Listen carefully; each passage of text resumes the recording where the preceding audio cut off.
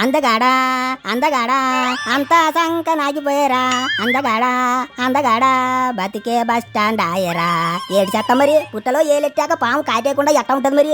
ఇప్పుడు ఆ గణవరం గండరు అదే వంశీ ఇప్పటికే జగనన్న దెబ్బకి జబ్బల్లో ఉన్న కొవ్వంతా కరిగిపోయి ఎంట్రుకలన్నీ నెరిసిపోయి బొచ్చు పీకేసిన తాటెంకలా తయారయ్యాడు. అట్లాంటి వంశీని ఇంకా హింసిస్తున్నాడు జగనన్నయ్య.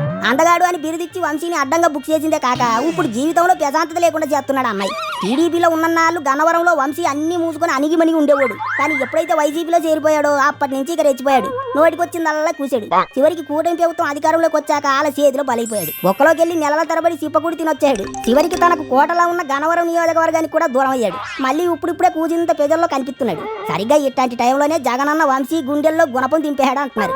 వంశీని గన్నవరం నుంచి తప్పించాలని ప్లానింగ్ చేశాడట జగనన్న. వంశీ బొక్కలోకి వెళ్ళిన నాళ్ళు ఆనకు బయటకు వచ్చాక కూడా గన్నవరంలో ఆయన ఊరిని పెద్దగా ఎవరు పట్టించుకున్న పాపన పోవటం లేదు. పైగా జైలు నుంచి వచ్చాక కూడా వంశీ పెద్దగా జనాల్లో ఉండటం లేదు. కేసుల మీద కేసులు వచ్చి పడుతుండటంతో అండర్ గ్రౌండ్ లోనే ఉంటున్నాడు.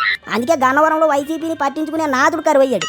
అట్లాగే ఒగ్గెత్తే ఇక గన్నవరంలో వైసీపీ దుకాణం క్లోజ్ అయినట్టే అని ఆలోచిస్తున్నాడట జగనన్న. అందుకే వంశీని తప్పించేయి అక్కడ అంతకంటే గండరగండని నిలబెట్టాలని చూస్తున్నాడట.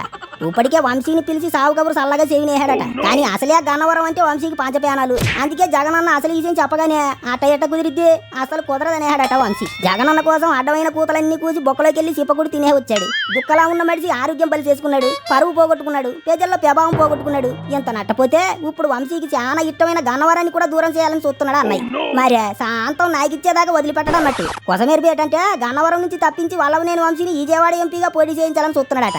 వైసీపీ పుట్టినప్పటి నుంచి విజయవాడ ఎంపీ సీటు కోసం పోరాటం చేస్తానే ఉంది. కానీ ఇప్పటిదాకా ఒక్కసారి కూడా గెలవలేదు. చివరికి ఆ కేసు నిర్ణయాన్ని తీసుకొచ్చి అభ్యర్థిగా ఎట్టినా ఓడిపోయారు. ఇక ఇప్పుడు వంశీతో ప్రయత్నం చేస్తానంటున్నాడు జగనన్న. ప్రస్తుతం గన్నవరంలో పోటీ చేస్తేనే వంశీ గెలుస్తాడో గెలవడో. అట్లాంటిది విజయవాడలో పోటీ చేయించడం అంటే వంశీ రాజకీయ భవిష్యత్తును పాతాళానికి తొక్కేయటమే. జగనన్నని నమ్ముకుంటే అట్టా ఉంటది మరి.